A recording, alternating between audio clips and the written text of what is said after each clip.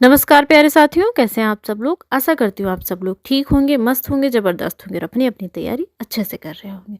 मैं वंदना वर्मा आप सभी का स्वागत करती हूँ। तो हमारा जो प्रैक्टिस सेट चल रहा है ROARO के लिए हिंदी का, तो हमारा जो टॉपिक है वो है अनेक शब्दों के लिए एक शब्द। इससे पहले हमने 2 टॉपिक अपना कंप्लीट कर लिए। अगर आप देखना चाहते हैं वीडियो तो चैनल पर जाकर देख सकते हैं। और जो दूसरे एग्ज़ाम्स की तैयारी कर रहे हैं वो लोग भी देख सकते हैं, क्योंकि ये जो टॉपिक है हमारा लगभग सभी एग्जाम में पूछा जाता है। ठीक है, तो चलिए शुरू करते हैं आज का हम अपना क्वेश्चन। तो पहला क्वेश्चन हमारा है, जिसके सिर पर चंद्र हो के लिए उपयुक्त शब्द है। पहला ऑप्शन है चंद्रशिखर, दूसरा ऑप्शन है चंद्रशेखर, तीसरा ऑप्शन है चक्रधर और चौथा ऑप्शन है चंद्र ग्रहण। तो इसमें जो हमारा चंद्र ग्रहण शब्द दिया गया, इसे तो हर कोई जानता है कि जो सूर्य ग्रहण और चंद्र ग्रहण हम लोग बोलते हैं ना कि आज सूर्य ग्रहण लगा है और चंद्र ग्रहण लगा है या कुछ भी, तो इस चीज़ तो हम जानते हैं, तो ये तो होगा नहीं। तब ये चंद्र ग्रहण और सूर्य ग्रहण का अगर हम देखें तो इसे कहते क्या है, मतलब इसके लिए जो वाक्यांश बनेगा वो क्या बनेगा। जब इसके लिए जो वाक्यांश बनेगा उसे देख लेते हैं पहले। जब चंद्रमा की वह स्थिति, जब वह पृथ्वी जब उस पर जो पृथ्वी की छाया पड़ती है उससे वह पूर्ण रूप से ढक जाए या कुछ भाग मतलब ना ढके ऐसे रहे, या मान लीजिए पूरा ढक जाए, तो उसे क्या कहते हैं, उस स्थिति को हम कहते हैं चंद्र ग्रहण। ठीक है। और चक्रधर का क्या हो जाएगा, तो जिसके हाथ में चक्र हो या जिसने चक्र धारण कर रखा हो उसे चक्रधर कहते हैं। तो ये तो 2 ऑप्शन हमारे है ही नहीं, तो इसलिए ऑप्शन नंबर हमारा बी राइट आंसर हो जाएगा, चंद्रशेखर। जिसके शेखर मतलब सिर पर चंद्रमा हो उसे क्या कहते हैं, चंद्रशेखर। और ये किसका पर्यायवाची शब्द है, तो भगवान शिव का पर्यायवाची शब्द है। ठीक है, तो ऑप्शन नंबर बी हमारा राइट आंसर हो जाएगा। अगला क्वेश्चन देखते हैं, जिसके हृदय में ममता ना हो उसे कहेंगे। जिसके हृदय में ममता ना हो उसे क्या कहेंगे। पहला ऑप्शन है निर्दय, दूसरा ऑप्शन है निर्भीक, तीसरा ऑप्शन है निरसंस और चौथा ऑप्शन है निर्मम। तो जिसके हृदय में ममता ना हो उसे निर्मम बोलते हैं। ऑप्शन नंबर डी हमारा राइट आंसर हो जाएगा। निर्दय किसे कहते हैं, तो जिसके हृदय में दया या क्षमा ना हो उसे क्या कहते हैं, निर्दय कहते हैं। जो डरे ना उसे निर्भीक कहते हैं। ठीक है, आगे देख लेते हैं। जिसके हृदय में ममता नहीं है के लिए उपयुक्त शब्द है मर्माहत, क्रूर, निर्मम और निर्दय। तो जिसके हृदय में ममता नहीं है के लिए उपयुक्त शब्द हमारा क्या हो जाएगा, अभी हमने देखा तो क्या हो जाएगा, निर्मम हो जाएगा। ठीक है, आगे देख लेते हैं अपना अगला क्वेश्चन। तो तिलक लगाने में किस अन्न का प्रयोग उपयुक्त होता है। तो भाई आप सभी लोग जानते हैं कि जब हमारे यहाँ कोई शुभ कार्य होता है तो उसमें तिलक लगाया जाता है। तो तिलक में क्या होता है, चावल होता है, उसी को कलर कर दिया जाता है हल्दी से, तो उसको क्या बोलते हैं, अक्षत बोलते हैं ना, अक्षत। क्या बोलते हैं, अक्षत बोलते हैं। तो अब गेहूँ ये तो होगा ही नहीं, जौ भी नहीं होगा और उड़द भी नहीं होगा। अक्षत हमारा option number B right answer होगा। और कभी कभी इसका जो अक्षत हमारा शब्द दिया गया है इसकी शुद्ध वर्तनी भी पूछ ली जाती है, तो आप लोग ध्यान रखेंगे कि जो लिखा किस प्रकार जाता है अक्षत। ठीक है, अगला क्वेश्चन देख लेते हैं। जिसका जन्म छोटी जात या निचले वर्ण में हुआ हो उसके लिए उपयुक्त शब्द है। तो जो निचला वर्ण, अब आप लोग बताइए कि जो हमारा समाज था, अभी वाला नहीं और पहले वाला, जिसमें राजा महाराजा होते थे, तो हमारा समाज किस में बटा था, 4 वर्णों में विभक्त था। कौन कौन से, तो क्षत्रिय, क्षत्रिय और कौन कौन से थे, क्षत्रिय, वैश्य, नहीं, हाँ, सॉरी, ब्राह्मण, क्षत्रिय, वैश्य और शूद्र। ये होते थे हमारे क्या, हमारे क्या है ये वर्ण होते थे 4। तो जो सबसे निचला वर्ण होता था वो शूद्रों का होता था। अंडज, तो जो जिसका जन्म अंडे से होता है उसे क्या बोलते हैं, अंडस बोलते हैं। तो अब ये तो 2 हमारा वैसे ही कट गया है, तो होगा नहीं। ठीक है, ये भी नहीं होगा, तो ऑप्शन नंबर सी हमारा राइट आंसर हो जाएगा, अंतयज। जिसका जन्म छोटी जाति या निचले वर्ण में हो उसे क्या कहते हैं, अंतयज कहते हैं। और जिसका जन्म उच्च कुल में हुआ हो या उच्च जाति में हुई हो तो उसे कुलीन बोलते हैं। क्या बोलते हैं, कुलीन बोलते हैं। ठीक है, अंतयज शब्द के लिए सही वाक्यांश जो अभी हमने देखा, तो ऑप्शन नंबर इसका कौन सा हो जाएगा, ऑप्शन नंबर डी हो जाएगा। तथा कथित निम्न जाति में जन्म लेने वाला अंतयज कहलाता है। अगला क्वेश्चन देख लेते हैं। जिसका उपचार ना हो सके के लिए एक शब्द है। पहला ऑप्शन है दुस्सहाय, दूसरा ऑप्शन है असाध्य, चौथा ऑप्शन है श्रम साध्य, चौथा ऑप्शन है साधनहीन। तो जिसका उपचार ना हो सके के लिए एक शब्द क्या हो जाएगा, असाध्य हो जाएगा। ऑप्शन नंबर बी हमारा राइट आंसर हो जाएगा। अगर हम दुस्सहाय की बात कर लें तो इसका क्या हो जाएगा, इसका हमारा हो जाएगा जिसकी सहायता, तो दुस्साध्य का क्या हो जाएगा हमारा, जिसकी सहायता कठिनाई या दूर से किया जा सके उसे क्या कहते हैं, दुस्साध्य बोलते हैं। अगर हम श्रम साध्य की बात करें तो इसका हो जाएगा जिसका उपचार श्रम से हो उसे क्या कहते हैं, श्रम साध्य कहते हैं। अब हमारा बच रहा साधनहीन, तो इसका क्या हो जाएगा वाक्यांश, तो साधन से रहित या साधन के बिना जो उसे क्या कहते हैं, साधनहीन कहते हैं। तो चारों ऑप्शन हमने देख लिया, आशा करती हूँ आपको समझ में आ रहा होगा। अगला क्वेश्चन देख लेते हैं। वीर पुत्र को जन्म देने वाली वाक्यांश के लिए एक शब्द है वीरांगना। तो जो वीर स्त्री होती है उसे क्या कहते हैं, वीरांगना कहते हैं। पुत्रवती, तो जिसके पुत्र हो उसे पुत्रवती कहते हैं। वीर बहुरी, तो जो बहुवीर हो उसे क्या कहते हैं, वीर बहू को वीर बहुरी कहते हैं। इसलिए ऑप्शन नंबर सी हमारा राइट आंसर हो जाएगा। जो वीर पुत्र को जन्म देती है या वीर पुत्र को जन्म देने वाले को क्या कहते हैं, वीर प्रसू कहते हैं। आशा करती हूँ आपको समझ में आ रहा होगा। ठीक है, शक्तिशाली, दयालु, शांत, धीर और योद्धा नायक के लिए एक शब्द है। शक्तिशाली, दयालु, शांत, धीर, योद्धा नायक के लिए एक शब्द है धीर ललित, धीरोद्धत, धीरोदात्य या इनमें से कोई नहीं। तो इसका जो हमारा राइट आंसर हो जाएगा ऑप्शन नंबर सी हो जाएगा, धीरोदात्य हो जाएगा। ठीक है, अगर हम बात कर लें बाकी ऑप्शंस की देख लेते हैं। ठीक है, अगर हम बात कर लें धीर ललित की तो इसके लिए एक शब्द क्या हो जाएगा, सूरवीर, किंतु सूरवीर हो लेकिन ललित कलाओं का प्रेमी नायक हो। ध्यान से सुनिएगा, थोड़ा सा अंतर है इसमें। सूरवीर जो वीर हो कैसा हो, सूर हो, किंतु सूरवीर किंतु ललित कलाओं का प्रेमी नायक हो, उसके लिए एक शब्द क्या हो जाएगा, धीर ललित हो जाएगा। ठीक है, क्या हो जाएगा, धीर ललित हो जाएगा। धीरोद्धत का क्या होगा, तो धीरोद्धत का हो जाएगा शीरवीर किंतु अभिमानी नायक, सूरवीर किंतु अभिमानी नायक, तो उसके लिए क्या हो जाएगा, धीरोद्धत हो जाएगा। बहुत बहुत छोटा छोटा अंतर है। देखिए, धीरोदात्त का तो हमने देख लिया, धीर ललित की बात कर लें तो उसका क्या हो जाएगा कि वीर सूर, मतलब वो वीर बहुत वीर हो किंतु ललित कलाओं का प्रेमी नायक हो, मतलब ललित कला का प्रेमी हो, तो उसके लिए एक शब्द क्या प्रयोग करेंगे हम, धीर ललित का प्रयोग करेंगे। ठीक है, अब धीरोद्धत का क्या हो जाएगा, तो सूरवीर हो किंतु अभिमानी नायक हो। ठीक है, जो बहुत ही ज़्यादा अभिमान करता हो या खुद पर बहुत ज़्यादा अभिमान हो, उसका क्या हो जाएगा, उसके लिए हो जाएगा धीरोद्धत हो जाएगा। क्या हो जाएगा, धीरोद्धत। सूरवीर किंतु अभिमानी नायक हो, धीरोद्धत हो जाएगा। सूरवीर किंतु ललित कलाओं का प्रेमी नायक हो तो हमारा धीर ललित हो जाएगा। ठीक है, धीरोदात्त का तो हमारा दिया ही गया है, शक्तिशाली, दयालु, शांत, धीर और योद्धा नायक के लिए एक शब्द हो जाएगा धीरोदात्य हो जाएगा। तो आशा करती हूँ आपको चीज़ें समझ में आई होंगी। अगला क्वेश्चन देख लेते हैं। वह नायिका जो अपने पति के परदेश में होने के कारण दुखी हो, वह नायिका जो अपने पति के परदेश में होने के कारण दुखी हो, तो उसके लिए एक शब्द हमारा क्या बनेगा, प्रोसित पतिका, वियोगिनी, विरह विदग्धा और खंडिता। तो इसका जो हमारा राइट आंसर हो जाएगा कौन सा हो जाएगा, तो हो जाएगा हमारा वियोगिनी। ऑप्शन नंबर हमारा बी राइट आंसर हो जाएगा। ठीक है, वियोगिनी बोल दें या विरहिणी बोल दें, ये दोनों ही हमारे इसके लिए सही रहेंगे, एक शब्द मतलब बन जाएगा इसका। और प्रोसित पतिका के क्या हो जाएगा, तो जिस स्त्री का पति विदेश चला गया हो, जिस स्त्री का पति विदेश चला गया हो, तो उसके लिए एक शब्द हमारा क्या बन जाएगा, प्रोसित पतिका हो जाएगा।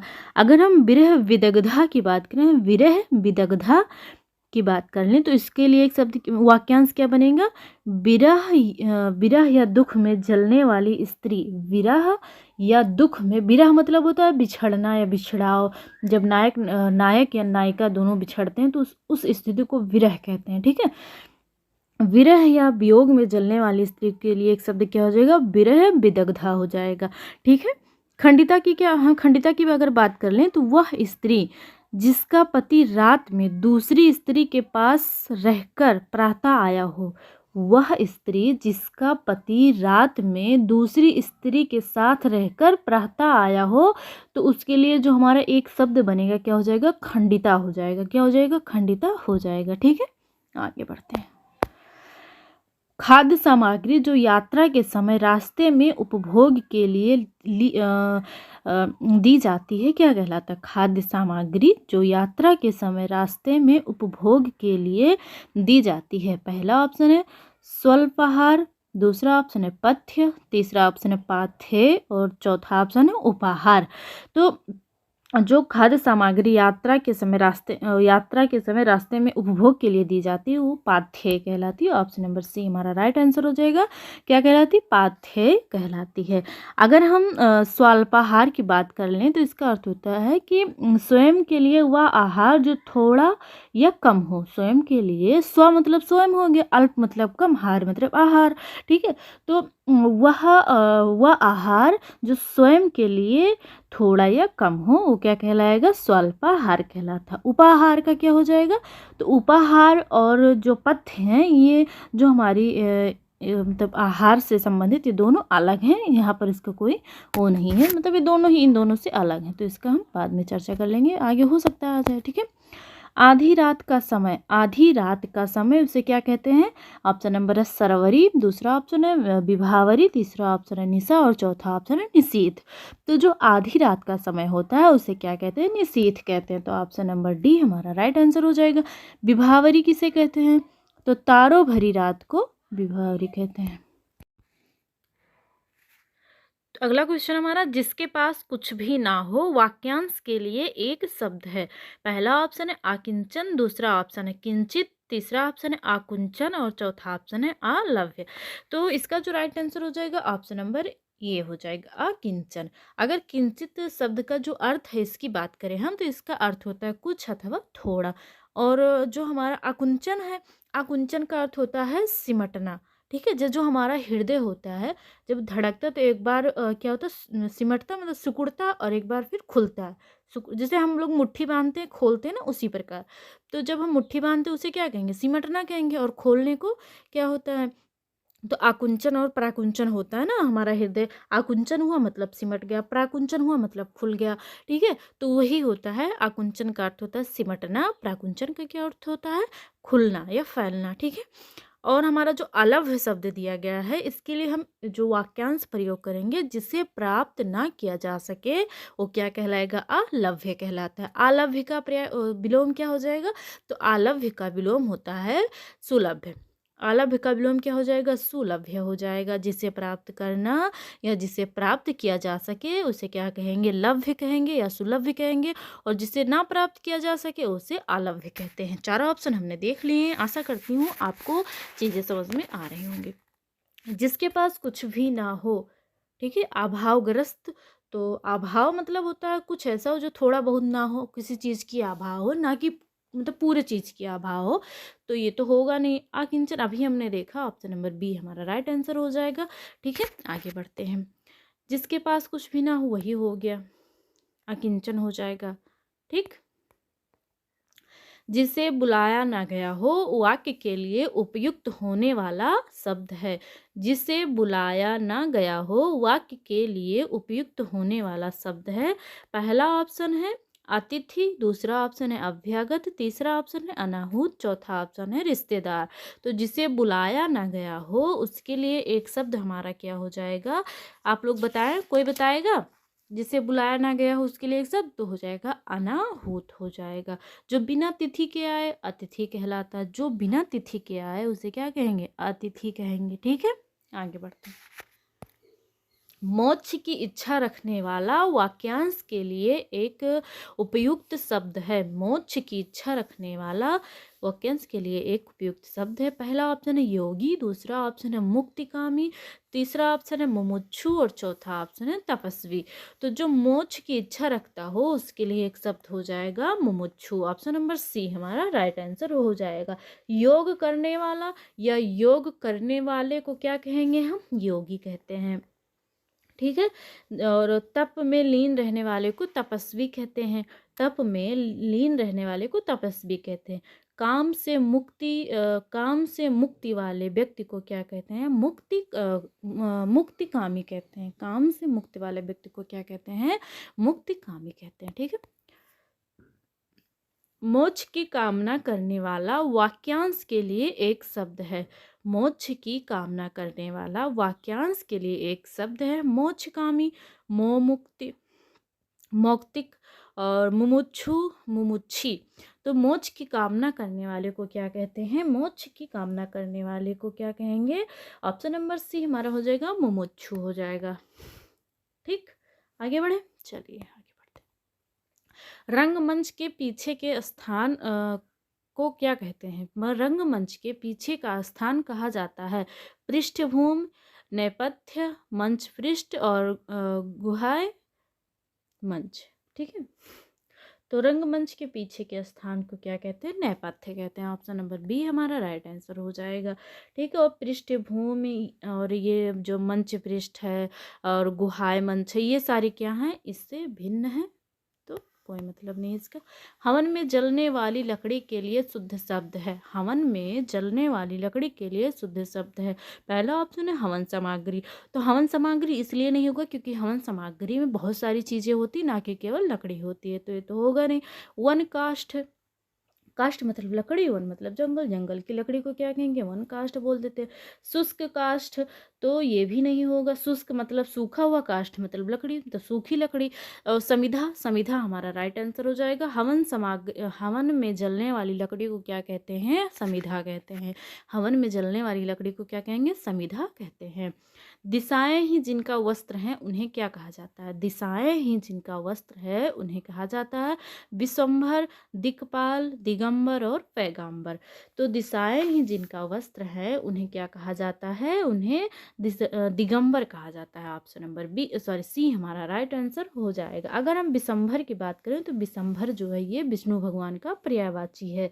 तो जो दूत और पैगंबर का क्या हो जाएगा? जो स्वयं को कहते थे कि हम ईश्वर या अल्लाह के दूत हैं या उन्होंने हमें भेजा है, उन्हें हम क्या कहते थे? पैगंबर कहते थे।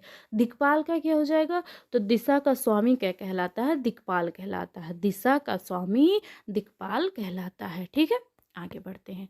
जिसका जन्म कन्या के गर्भ से हुआ हो, जिसका जन्म कन्या के गर्भ से हुआ हो, कन्या पुत्र, कानीन, आवेद पुत्र या कुमारी सुत। तो ऑप्शन नंबर हमारा बी राइट आंसर हो जाएगा, कानीन। जिसका जन्म कन्या के पुत्र से हुआ हो उसे क्या कहते हैं? कानीन कहते हैं। ठीक है, आगे बढ़ते हैं।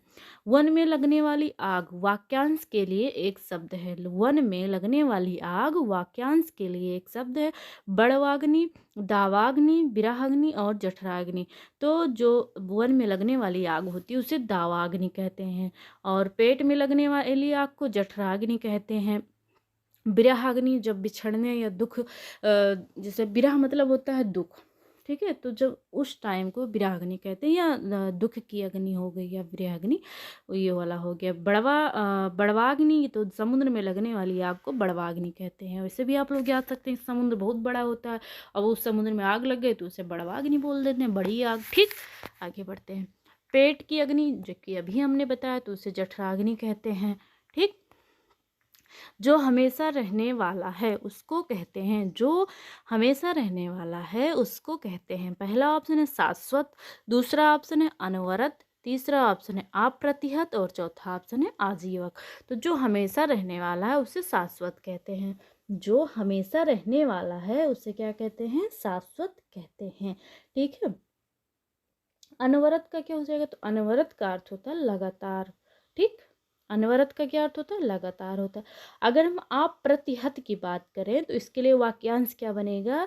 जिसे कोई रोक ना सके, जिसे कोई रोक ना सके, उसके लिए एक शब्द क्या हो जाएगा? अप्रतिहत हो जाएगा। क्या हो जाएगा? अप्रतिहत हो जाएगा। आजीवक, तो ये तो एक संप्रदाय है। ठीक है, और कितनी बार पूछा गया आप लोग जरूर देख लिया करें क्योंकि नीचे सारी चीजें दी गई हैं।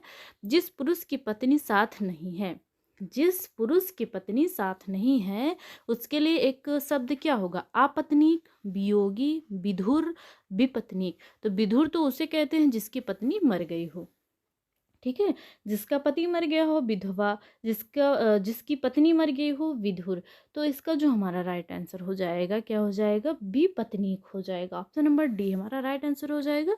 जिस पुरुष की पत्नी साथ नहीं है, इस वाक्यांश के लिए एक शब्द क्या हो जाएगा, बी पत्नीक हो जाएगा। ठीक है।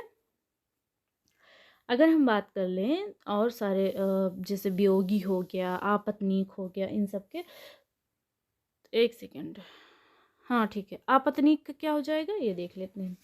आपत्नीक का हो जाएगा जिसकी पत्नी ना हो, जिसकी पत्नी ना हो उसे क्या कहते हैं, आपत्नीक कहते हैं। ठीक है। और किसी के वियोग में दुखी व्यक्ति, किसी के वियोग में दुखी व्यक्ति को क्या कहेंगे, वियोगी कहेंगे। ठीक। विधुर किसको कहते हैं, जो कि हमने देख लिया, जिसकी पत्नी मर गई हो उसे विधुर कहते हैं। ठीक। आगे बढ़ते हैं। जिस पेड़ के पत्ते झड़ गए हों के लिए एक शब्द है, जिस पेड़ के पत्ते झड़ गए हों के लिए एक शब्द क्या होगा, प्रपर्ण, आपरणा, पत्रहीन और अपत्य। तो जिस पेड़ के पत्ते झड़ गए हों उसे क्या कहते हैं, अपत्य कहते हैं। तो ऑप्शन नंबर डी हमारा राइट आंसर हो जाएगा। पत्रहीन का क्या हो जाएगा, तो पत्रहीन का क्या हो जाएगा कि जिस पर एक भी पत्र ना हो। ठीक। अब मान लीजिए पेड़ से सारे पत्ते झड़ गए तो पत्रहीन तो हो गया, बिना पत्ते वाला। ठीक है। अब हम किसकी बात कर लें, जो प्रपर्ण दिया गया है, तो गिरा हुआ पत्ता, गिरा हुआ पत्ता क्या कहलाता है, प्रपर्ण कहलाता है, गिरा हुआ पत्ता। तो इस वाक्यांश के लिए जो एक शब्द हम प्रयोग करेंगे क्या हो जाएगा, प्रपर्ण हो जाएगा। ठीक है। चलिए आगे बढ़ते हैं। अगला क्वेश्चन हमारा है, तैरने की इच्छा को क्या कहते हैं। ये हम अभी जो हमारी इससे पहले वाला प्रैक्टिस सेट था उसमें हमने किया था, तो ये आपके लिए होमवर्क है, आप लोग कमेंट में इसे ज़रूर बताएं, क्योंकि हम कर चुके हैं एक बार पहले भी। हाथी की पीठ पर रखे जाने वाले आसन के लिए एक शुद्ध शब्द है। हाथी की पीठ पर रखे जाने वाले आसन के लिए एक शब्द क्या होगा, जीन, हौदा, काठी और बख्तर। तो जो हाथी के पीठ पर रखे जाने वाला आसन होता है उसे हौदा बोलते हैं। क्या बोलते हैं, हौदा बोलते हैं। ठीक है। तो ऑप्शन नंबर हमारा कौन सा सही हो गया, ऑप्शन नंबर बी हमारा राइट आंसर हो जाएगा। और जो अगर हम बात कर लें जीन की, तो घोड़े की पीठ पर रखने की गद्दी को क्या कहते हैं, जीन कहते हैं। घोड़े की पीठ पर रखने वाली गद्दी को क्या कहेंगे, जीन कहेंगे। हाथी के पीठ पर रखने वाले आसन को हौदा कहेंगे। अगर हम बात कर लें काठी की, ठीक है, तो घोड़े आदि की पीठ पर कसने की जीन, मतलब जो घोड़े के पीठ पर जो आसन या गद्दी कसी जाती है उसको क्या कहते हैं, जो कसने वाला सामान होता है उसे काठी बोलते हैं। ठीक है। और क्या हो जाएगा हमारा, बख्तर बच रहा है, बख्तर। तो बख्तर क्या होता है कि जो युद्ध के समय एक लोहे का, जो हमारे मतलब पहले जो युद्ध होता था तो जो राजा महाराजा या क्षत्रिय जो भी होते थे, सेना नायक सेनापति, तो जो लोहे के जाल का बना कवच पहनते थे युद्ध के समय, उसे ही क्या कहा जाता था, बख्तर या बख्तर बोलते थे। बख्तर या बख्तर एक ही चीज़ है, उसे क्या कहते थे, बख्तर कहते थे। लोहे का जाल का बना कवच जिसे युद्ध के समय पहना जाता था उसे क्या कहते हैं, बख्तर या बख्तर कहते हैं। ठीक है। चारों चीज़ें हमने देख ली हैं। घोड़े की पीठ पर रखने वाली गद्दी को जीन कहते हैं, हाथी के पीठ पर रखने वाले आसन को हौदा कहते हैं, और जो जीन को जिससे घोड़े की पीठ पर कसा जाता है उसे क्या कहते हैं, काठी कहते हैं। और बख्तर किसे कहते हैं, तो लोहे के जाल का बना कवच जिसे युद्ध के समय पहना जाता था उसे बख्तर कहते हैं। चारों चीज़ें हमने देख ली, आशा करती हूँ आपको समझ में आया होगा। जो प्रमाण से सिद्ध ना हो सके के लिए एक शब्द है, जो प्रमाण से सिद्ध ना हो सके के लिए एक शब्द है अप्रमाणित, दूसरा है अपरमेय, तीसरा है अपरिमित और चौथा है अनप्रमाणित। तो जो प्रमाण से सिद्ध ना हो सके इसके लिए एक शब्द हमारा क्या हो जाएगा, तो ऑप्शन नंबर बी हमारा राइट आंसर हो जाएगा, अपरमेय हो जाएगा। ठीक है।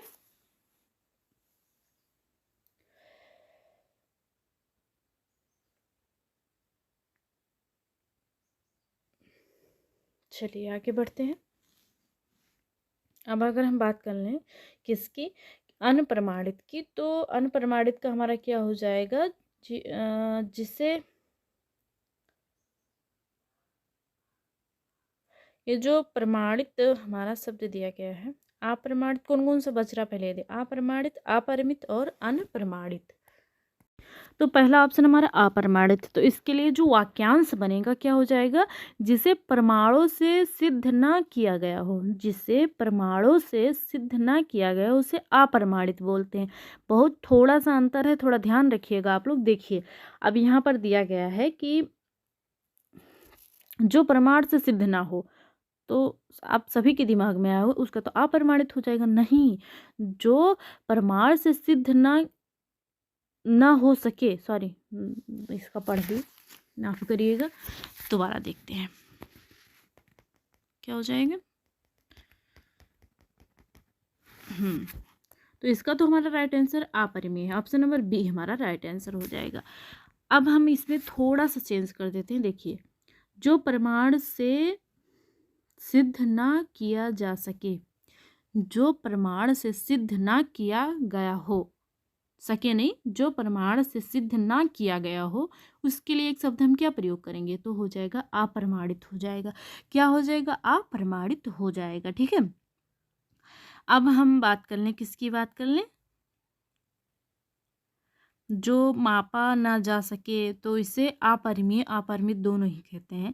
जैसे यहाँ अपरिमित दिया गया है, इसकी जगह पर अगर अपरिमेय दिया गया होता तो इसका दोनों का जो मापा ना जा सके उसे क्या कहते हैं, अपरिमित या अपरिमेय कहते हैं। ठीक है, आगे बढ़ते हैं। जिसे प्रमाण द्वारा सिद्ध ना किया जा सके, जिसे प्रमाण द्वारा सिद्ध ना किया जा सके उसे क्या कहते हैं, अप्रमेय कहते हैं। जिसे प्रमाण द्वारा सिद्ध ना किया गया हो उसे अप्रमाणित कहते हैं। जिसे प्रमाण द्वारा सिद्ध ना किया गया हो उसे क्या कहते हैं, अप्रमाणित कहते हैं। ठीक है, और आगे देख लेते हैं। उपनिवेश से संबंध हो जिसका उसके लिए एक शब्द है। उपनिवेश से संबंध हो जिसका उसके लिए एक शब्द क्या है। पहला ऑप्शन है उपनिवेशिक, दूसरा ऑप्शन है औपनिवेशिक, तीसरा ऑप्शन है औपन्यासिक और चौथा ऑप्शन है उपनिवेशवाद। तो जिस उपनिवेश से संबंध हो जिसका उसका उसे क्या कहते हैं हम, औपनिवेशिक कहते हैं। ऑप्शन नंबर बी हमारा राइट आंसर हो जाएगा। ठीक है, और उपनिवेशों का अपने अधीन रखने का सिद्धांत, उपनिवेशों का अपने अधीन रखने का सिद्धांत उपनिवेशवाद कहलाता था। उपनिवेशों का अपने अधीन रखने का सिद्धांत क्या कहलाता था, उपनिवेशवाद कहलाता था। अगर हम औपन्यासिक की बात करें, ऑप्शन नंबर सी जो हमारा औपन्यासिक दिया गया है, तो क्या हो जाएगा, जिसका संबंध उपन्यास से हो, जिसका संबंध उपन्यास से हो उसे क्या कहते हैं, औपन्यासिक कहते हैं। ठीक है, आगे बढ़ते हैं। अगला क्वेश्चन हमारा है, जो स्त्री सूर्य भी ना देख सके, जो स्त्री सूर्य भी ना देख सके, वाक्यांश के लिए एक शब्द है। आसूर्य दर्शना, आसूर्य दृष्टा, आसूर्य पश्य और आसूर्य पश्या। आसूर्य स्पर्शा, तो भाई स्पर्श मतलब होता है छूना, तो सूर्य को तो कोई छू ही नहीं सकता, तो छूने की बात हो नहीं रही, यहाँ देखने की बात हो रही है। दर्शन, दर्शन करने की भी बात नहीं हो रही, देखने की बात हो रही है। दृष्टा भी देखना होता है, ये भी नहीं होगा, तो ऑप्शन नंबर डी हो जाएगा, आसूर्य पश्य। ठीक है, आगे बढ़ते हैं।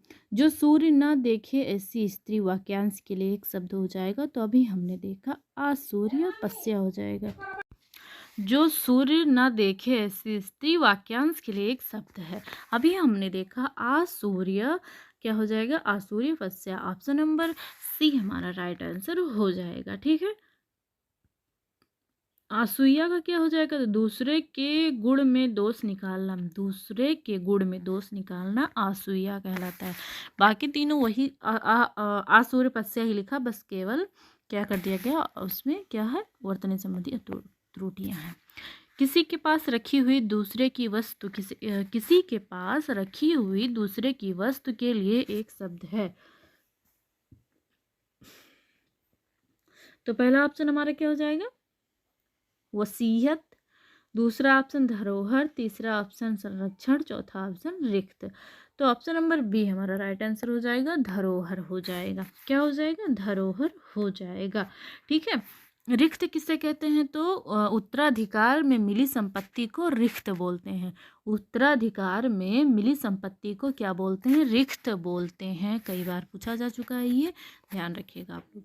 गिरा हुआ के लिए एक शब्द है, गिरा हुआ के लिए एक शब्द है पतित, लुंठित, धाराशायी और पातकी। तो गिरा हुआ के लिए शब्द है धाराशायी। ऑप्शन नंबर सी हमारा राइट आंसर हो जाएगा। ठीक है, एक सेकंड, गलत है, गलत है, धराशायी नहीं होगा, पतित होगा। गिरा हुआ के लिए एक शब्द है पतित कहलाएगा, गिरा हुआ पतित हो जाएगा। ठीक है, धराशायी का क्या हो जाएगा? तो पृथ्वी पर लेटा हुआ, उसे क्या कहेंगे? धराशायी कहेंगे। पृथ्वी पर लेटा हुआ के लिए एक शब्द जो बनेगा क्या हो जाएगा? धराशायी हो जाएगा। ठीक है, निम्नलिखित वाक्य खंडों में से एक के लिए उपयुक्त होने वाला शब्द है स्वयं सेवक। सबकी सेवा करने वाला, स्वयं सेवक। स्वयं सेवक का हमें क्या बताना है? वाक्यांश बताना है, या उसकी मान लीजिए अर्थ ही मान लीजिए। तो सबकी सेवा करने वाला, स्वयं की सेवा करने वाला, या अपनी इच्छा से दूसरों की सेवा करने वाला। और चौथा ऑप्शन है बिना वेतन के काम करने वाला। तो स्वयं सेवक, इसका जो एक वाक्यांश बनेगा ऑप्शन नंबर सी हमारा राइट आंसर हो जाएगा। अपनी इच्छा से दूसरों की सेवा करने वाला स्वयं सेवक कहलाता है। और अगर हम बात कर लें बिना वेतन के काम करने वाला सेवक, तो अवैतनिक हो जाएगा। क्या हो जाएगा? अवैतनिक हो जाएगा। ठीक है, आगे बढ़ते हैं हम लोग। अगला क्वेश्चन हमारा है अपना उद्देश्य पूर्ण होने पर संतुष्ट। अपना उद्देश्य पूर्ण होने पर संतुष्ट ऐसे व्यक्ति के लिए एक शब्द है चिर प्रसन्न। दूसरा ऑप्शन है कृतज्ञ। तो जो दूसरे किए गए उपकार को जो मानता हो उसे क्या कहते हैं? कृतज्ञ बोलते हैं। आभारी और कृतार्थ। तो अपना उद्देश्य पूर्ण होने पर संतुष्ट व्यक्ति, उसे क्या कहेंगे हम? कृतार्थ कहते हैं। क्या कहते हैं? कृतार्थ कहते हैं। ठीक है, आभार मानने वाले को क्या कहेंगे? आभारी कहेंगे। आभार मानने वाले को क्या कहेंगे? आभारी कहेंगे। तो राइट आंसर इसका हमारा क्या हो जाएगा? ऑप्शन नंबर डी हो जाएगा, कृतार्थ हो जाएगा। अगला क्वेश्चन देख लेते हैं। नियम विरुद्ध असामाजिक कार्य करने वालों की सूची के लिए एक शब्द है। नियम विरुद्ध असामाजिक कार्य करने वालों की सूची के लिए एक शब्द है अपराध सूची, काली सूची, अवैध सूची या श्वेत सूची। तो इसके लिए एक शब्द बन जाएगा, क्या होगा? काली सूची हो जाएगा। नियम विरुद्ध या असामाजिक कार्य करने वालों के लिए जो सूची बनती है उसे काली सूची कहते हैं।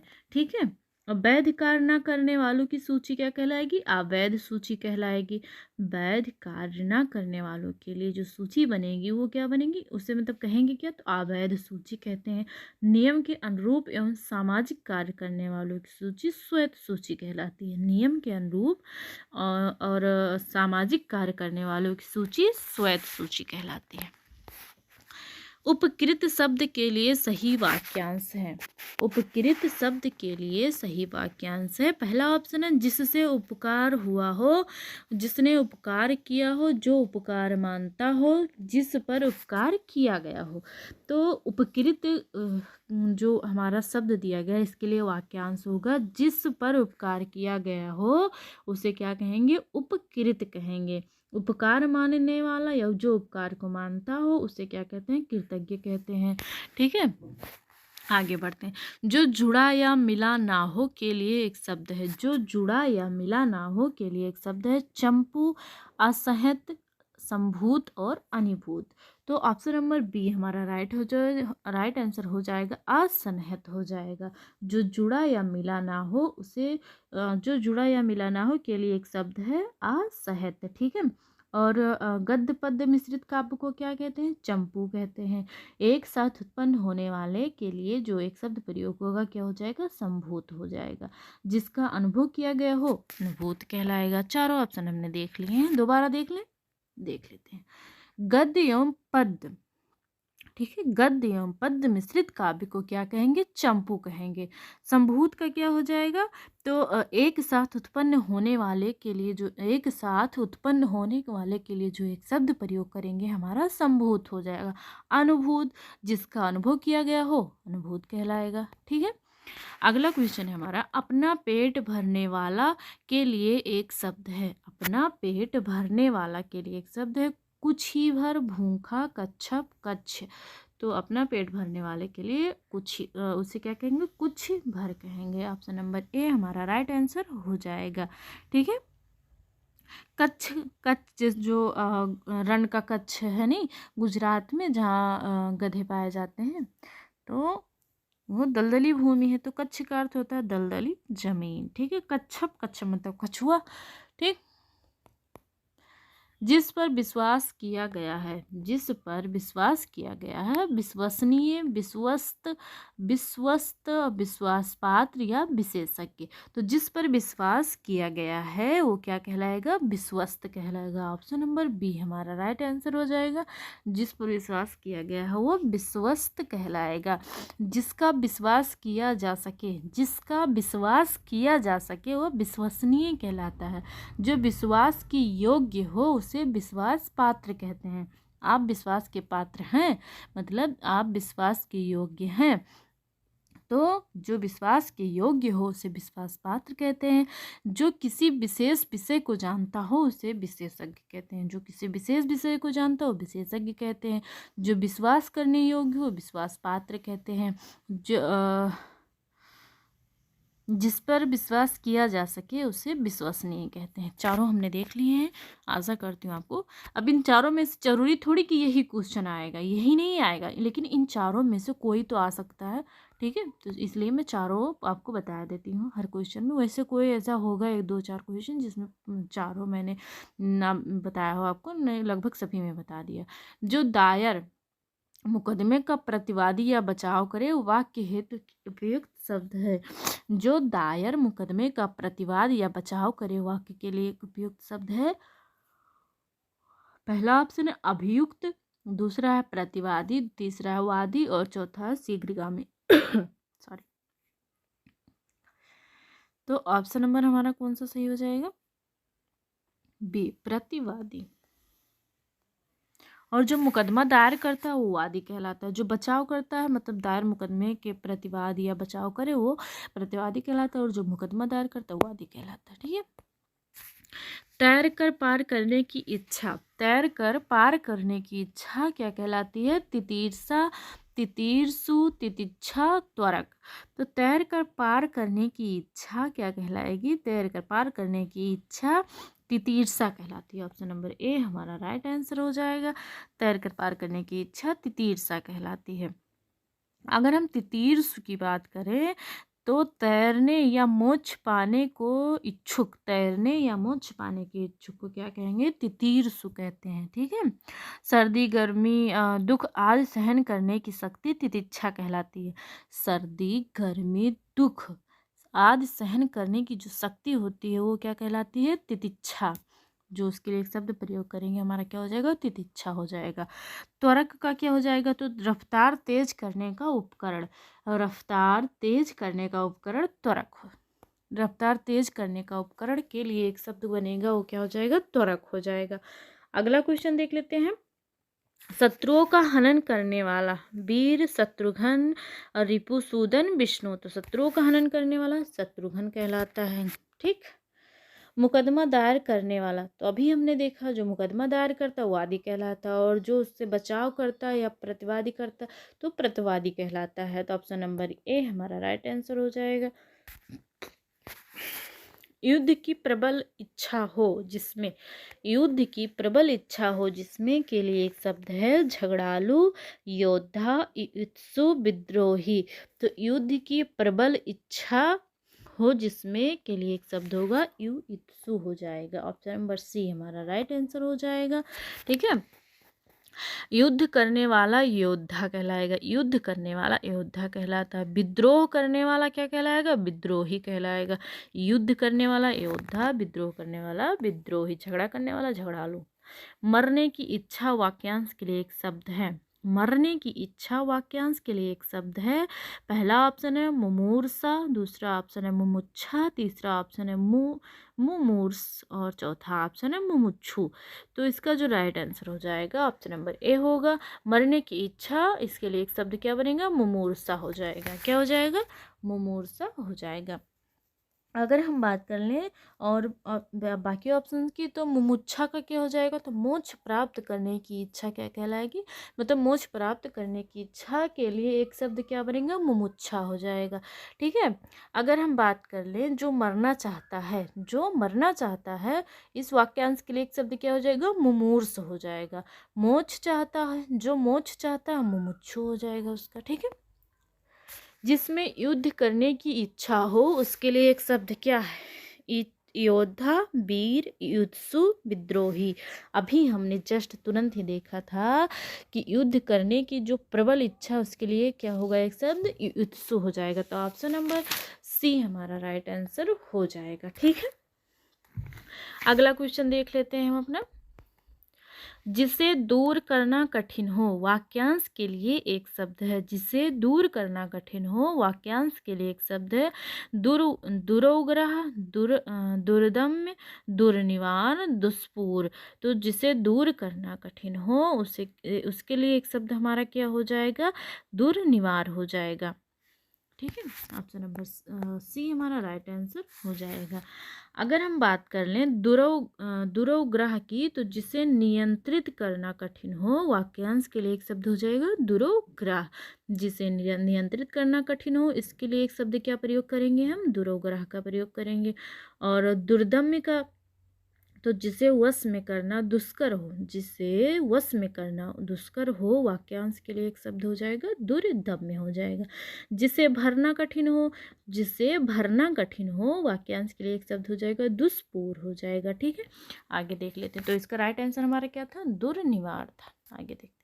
जो रूढ़ियों में विश्वास करता हो, वाक्यांश के लिए एक शब्द है। जो रूढ़ियों में विश्वास करता हो, वाक्यांश के लिए एक शब्द है परंपरावादी, रूढ़िवादी, रूढ़िबद्ध, रूढ़िवादिता। तो जो रूढ़ियों में विश्वास करता हो, इसके लिए एक शब्द क्या हो जाएगा, हमारा रूढ़िवादी हो जाएगा। तो ऑप्शन नंबर बी हमारा राइट आंसर हो जाएगा। अगर हम परंपरावादी की बात करें, तो जो परंपरा में विश्वास करता हो उसके लिए एक शब्द हमारा क्या हो जाएगा, परंपरावादी हो जाएगा। जो रूढ़ि में बंधा हो, जो रूढ़ि में बंधा हो, वाक्यांश के लिए एक शब्द हमारा क्या हो जाएगा, रूढ़िबद्ध हो जाएगा। रूढ़वादिता क्या हो जाएगा, रूढ़वादिता के लिए वाक्यांश क्या बनेगा, तो परंपरागत बातों को मानते चलने आदि का सिद्धांत। परंपरागत बातों को मानते चलने आदि का सिद्धांत रूढ़िवादिता कहलाता है। तो चारों ऑप्शन हमने देख लिए हैं। अगर जैसे कि जब लिखा देखें आप लोग, थोड़ा ज़्यादा समझ में आता है। अगर ना एक बार, मतलब एक बार में ना समझ में आए, तो वीडियो आप लोग स्पीड बढ़ा के दोबारा भी देख लिया करें, जिससे जो हमारा बाकी ऑप्शंस हैं वो भी आपको अच्छे से समझ में आ जाएंगे। ठीक है। जो पूजा के योग्य हो, जो पूजा के योग्य हो के लिए एक शब्द है। पहला ऑप्शन है पूज्यता, दूसरा ऑप्शन है पूजमान, तीसरा ऑप्शन है पूजनीय और चौथा ऑप्शन है पूजित। तो जो पूजा के योग्य हो, ऑप्शन नंबर सी हमारा राइट आंसर हो जाएगा, पूजनीय हो जाएगा। ठीक है। पूज्यता का क्या हो जाएगा, तो पूजा करने वाला क्या कहलाता है, पूजयिता कहलाता है। पूजा करने वाला पूजयिता कहलाता है। अगर हम बात करें पूजमान की, तो पूजित होने वाला, पूजित होने वाला पूजमान कहलाता है। सॉरी, पूजित होने वाला के लिए जो एक शब्द हम प्रयोग करेंगे हो जाएगा पूजमान हो जाएगा। जिसे पूजा गया हो, जिसे पूजा गया हो, वाक्यांश के लिए एक शब्द क्या होगा, पूजिता हो जाएगा। जिसे पूजा गया हो उसे, उसके लिए एक शब्द क्या हो जाएगा, पूजिता हो जाएगा। ठीक।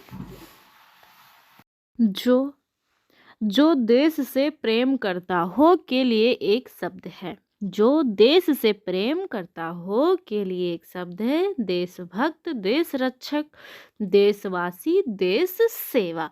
तो जो देश से प्रेम करता हो के लिए एक शब्द हमारा क्या हो जाएगा, ऑप्शन नंबर ए हो जाएगा, देशभक्त हो जाएगा। ठीक है।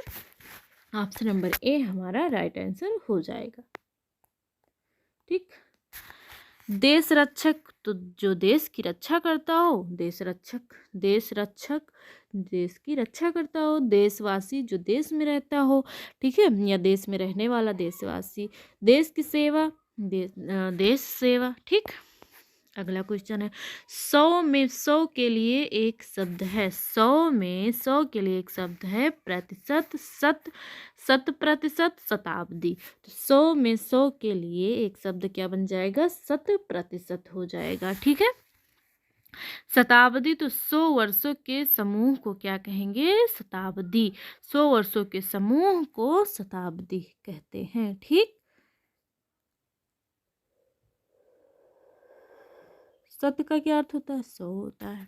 आगे बढ़ते हैं। जो बात वर्णन से परे हो के लिए एक शब्द है। जो बात वर्णन से परे हो के लिए एक शब्द है। वर्णनीय, अवर्णनीय, वर्णित और वर्णनातीत। तो जो बात वर्णन से परे हो के लिए एक शब्द हो जाएगा वर्णनातीत हो जाएगा। ऑप्शन नंबर डी हमारा राइट आंसर हो जाएगा। अगर हम बात कर लें वर्णनीय का, तो जिससे वाणी द्वारा व्यक्त किया जा सके, जिसे वाणी द्वारा व्यक्त किया जा सके, उसके लिए एक शब्द क्या हो जाएगा? वर्णनीय हो जाएगा। अवर्णनीय, तो जिसे वाणी द्वारा व्यक्त ना किया जा सके अवर्णनीय कहलाएगा। जिसका वर्णन किया गया हो वर्णित कहलाता। ठीक। आकाश को चूमने वाला के लिए एक शब्द है। आकाश को चूमने वाला के लिए एक शब्द है ऊंचाई, आकाश चुंबी, गगन चुंबी, आकाश दीप। तो आकाश को चूमने वाला के लिए एक शब्द हो जाएगा आकाश चुंबी। तो ऑप्शन नंबर बी हमारा राइट आंसर हो जाएगा। गगन को चूमने वाला गगन चुंबी कहलाता है। ठीक है। क्षण भर में नष्ट हो जाने वाला के लिए एक शब्द है क्षणातुर, क्षुधातुर, क्षणभंगुर और क्षणोद। तो क्षण भर में नष्ट हो जाने के लिए एक शब्द हो जाएगा क्षणभंगुर। ठीक है। जो शब्दों द्वारा व्यक्त ना किया जा सके के लिए एक शब्द है अव्यक्त, अकथनीय, अल्पज्ञ, अकथ्य। तो जो शब्दों द्वारा व्यक्त ना किया जा सके अव्यक्त है। ऑप्शन नंबर ए हमारा राइट आंसर हो जाएगा। ऑप्शन नंबर ए हमारा क्या हो जाएगा? राइट आंसर हो जाएगा। ठीक है। जो कम जानता हो उसे अल्पज्ञ कहते हैं। जो कहा ना जा सके अकथ्य। ठीक है। और अकथनीय का क्या हो जाएगा? तो जो वाणी या वचन द्वारा कहा ना जा सके अकथनीय कहलाएगा। चारों ऑप्शन हमने देख लिए हैं। इसका राइट आंसर क्या हो जाएगा? ऑप्शन नंबर ये राइट आंसर है हमारा। किसी पर विजय पाने की इच्छा रखने वाला के लिए एक शब्द है। किसी पर विजय पाने की इच्छा रखने वाले के लिए एक शब्द क्या है? अजय, जिज्ञासा, जिगीषु, जिघांसा। तो किसी पर विजय पाने की इच्छा क्या कहलाती है? जिगीषु कहलाती है। जिगीषु। ऑप्शन नंबर सी हमारा राइट आंसर हो जाएगा। जिसे जीता ना जा सके उसे जिसे जीता ना जा सके उसे अजय कहते हैं। ठीक है। और जानने की इच्छा जिज्ञासा कहलाती है। जान से मारने की इच्छा जिघांसा कहलाती है। ठीक है। मध्य रात्रि का समय के लिए एक शब्द है। तो मध्य रात्रि का भी हमने देखा था निश्चित हो जाता है। दोपहर का समय क्या कहलाता है? मध्याह्न कहलाता है। दोपहर का समय क्या कहलाएगा? दोपहर का समय मध्याह्न कहलाता है। दोपहर के बाद का समय अपराह्न कहलाता है। ठीक है। और दोपहर के सूर्य को क्या कहते हैं? मार्तंड कहते हैं। देखिए दोबारा सुन लीजिए। दोपहर के समय को क्या कहेंगे? मार्तंड कहते हैं। दोपहर के बाद के समय को अपराह्न कहते हैं। और दोपहर के समय को मध्याह्न कहते हैं। कितने मध्याह्न भोजन कर लीजिए। तो जब दोपहर का समय हो तो उसे मध्याह्न बोलते हैं। दोपहर के बाद के समय को अपराह्न बोलते हैं। और दोपहर का जो सूर्य होता है उसे मार्तंड कहते हैं। ठीक। जिसका दमन किया गया हो के लिए एक शब्द है। जिसका दमन किया गया हो के लिए एक शब्द है दमित, दमनीय, दयनीय और दमनशील। तो जिसका दमन किया गया हो के लिए एक शब्द क्या बन जाएगा हमारा? ऑप्शन नंबर ये हो जाएगा दमित। जिसका दमन किया गया हो दमित हो जाएगा। ठीक है। अगर हम बात कर लें किसकी बात कर लें? दमनीय की बात कर लें तो जो दबाया जा सके, जो दबाया जा सके उसके लिए एक शब्द क्या हो जाएगा? दमनीय हो जाएगा। ठीक है। और दयनीय तो जो दया करने योग्य हो दयनीय कहलाएगा। दमनशील, दमन करने वाला दमनशील कहलाता है। ठीक है। जिस पर उपकार किया गया हो, जिस पर उपकार किया गया हो वो क्या कहलाएगा? तो जिस पर उपकार किया गया हो, पहला ऑप्शन है उर्वरा, दूसरा ऑप्शन है उपकृत, तीसरा ऑप्शन है कृतज्ञ, चौथा ऑप्शन है कृतार्थ। तो जिस पर उपकार किया गया हो वो उपकृत कहलाता है। ऑप्शन नंबर ए हमारा राइट आंसर हो जाएगा। जो भूमि उपजाऊ हो उसे उर्वरा कहते हैं। जो किए गए उपकार को मानता है उसे कृतज्ञ कहते हैं। और कृतार्थ का क्या हो जाएगा, तो जो अपना उद्देश्य सिद्ध होने पर संतुष्ट हो, जो अपना उद्देश्य पूर्ण होने पर संतुष्ट हो उसे क्या कहेंगे, कृतार्थ कहेंगे। तुरंत उत्पन्न होने वाली सूझबूझ के लिए एक शब्द है, तुरंत उत्पन्न होने वाले सूझबूझ के लिए एक शब्द है प्रत्यभिज्ञान, प्रत्युत्पन्नमति, प्रत्यागत, प्रत्यावर्तन। तो तुरंत उत्पन्न होने वाली सूझबूझ को प्रत्युत्पन्न मति कहते हैं। ऑप्शन नंबर बी हमारा राइट आंसर हो जाएगा।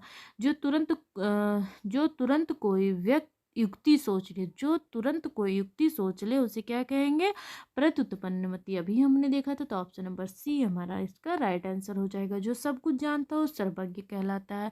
ठीक है, दूरदर्शी, जो दूर का देखता हो दूरदर्शी कहलाएगा। ठीक, आगे देखें, चलिए आगे देख लेते हैं। अतिथि सत्कार की भावना, आतिथ्य, अतिथि पूजा, अभ्यागत और आतिथ्य।